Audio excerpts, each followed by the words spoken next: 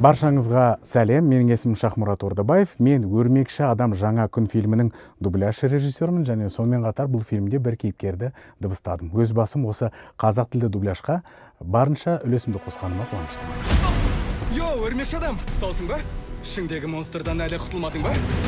МЖ-дің халін сұрап қайтсам бекен. Көрерменнің жүрегінде сақталған ең алғаш танысқан супер қаһармандардың бірі.